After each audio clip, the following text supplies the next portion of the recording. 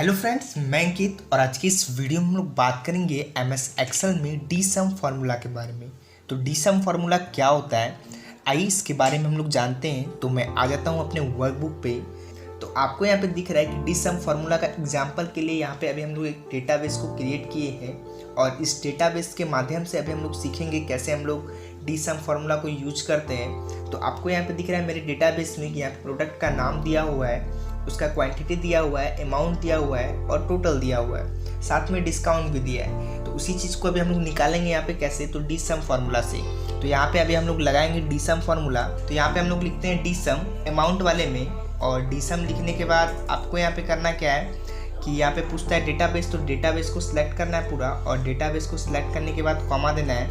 उसके बाद पूछता है फील्ड, तो आपको क्या चीज़ से वहाँ पे अमाउंट निकालना है। तो कैसे निकलेगा, तो यहाँ पे अभी मेरा अमाउंट लिखा हुआ है, अमाउंट को सिलेक्ट करना है और कॉमा देना है। उसके बाद क्राइटेरिया पूछता है, तो यहाँ पे 2 क्राइटेरिया दिया है, दोनों को सिलेक्ट करना है और इंटर करना है। तो जैसे ही हम लोग यहाँ पे इंटर किए, यहाँ पे मेरा अमाउंट क्या हो चुका है, निकल चुका है। तो आपको यहाँ पे प्रोडक्ट पहले नाम लिख के रखना है, उसके बाद क्वांटिटी भी लिख के रखना है, और उसके बाद यहाँ पे देखिए ऑटोमेटिक टोटल निकल चुका है। अमाउंट में टोटल निकला है। यदि आपको टोटल अमाउंट निकालना है, मतलब टोटल कितना है उसका, तो यहाँ पे फिर से वही सेम चीज़ करेंगे। तो बार बार करना होगा। तो आपको करना क्या है कि इसी फार्मूला में डेटाबेस वाले को लॉक कर देना है, और उसके बाद आपको यहाँ पे दिखेगा क्राइटेरिया, उसको भी आपको लॉक कर देना है। तो दोनों को अभी हम लोग लॉक कर लेते हैं, और लॉक करने के बाद अभी हम लोग इंटर करेंगे, और इंटर करने के बाद इस फार्मूला को हम लोग हॉरिजॉन्टली ड्रैग कर देंगे। जैसे ही ड्रैग करेंगे, यहाँ पे देखिए सबका मेरा निकल चुका है। तो आपको समझ में आया कैसे डी सम फार्मूला यूज़ हो रहा है। तो अभी हम लोग यहाँ पे कैसे निकाले, डी सम फार्मूला से निकाले। यदि हम चाहते हैं कि नहीं डी सम फार्मूला नहीं कोई और फार्मूला यूज हो, तो हम लोग यहाँ पे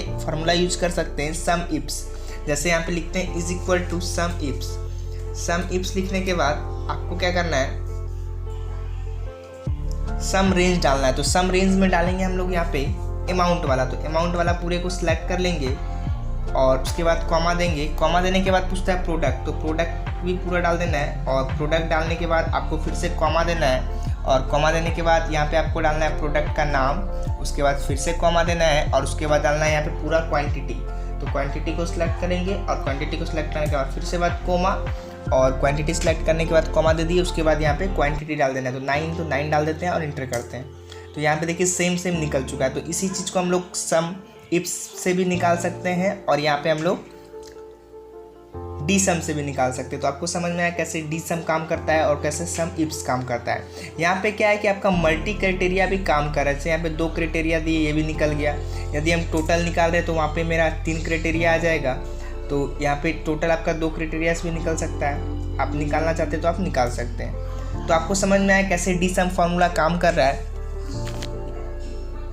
यदि आप चाहते हैं कि इस प्रैक्टिस सीट को डाउनलोड करना है, तो कैसे आप इस प्रैक्टिस सीट को डाउनलोड करिएगा, तो डिस्क्रिप्शन में लिंक दिया है, वहां से आप इस प्रैक्टिस सीट को डाउनलोड कर सकते हैं और वहां से प्रैक्टिस कर सकते हैं। तो आप लोगों ने इस वीडियो में सीखा कैसे हम लोग डी सम फार्मूला का यूज़ करेंगे डेटाबेस फंक्शन के लिए, और सम इप का रिवीजन हम लोग कर लिए हैं। सम इप्स में ज़्यादा क्राइटेरिया रहता है, तो जितना आपका क्राइटेरिया रहेगा उतना बार आपको वहाँ पे लिखना होगा, और डी सम उससे बहुत आसान है। तो डी सम को हम लोग सीख लिए हैं। तो यह वीडियो आपको पसंद आया होगा, तो थैंक यू।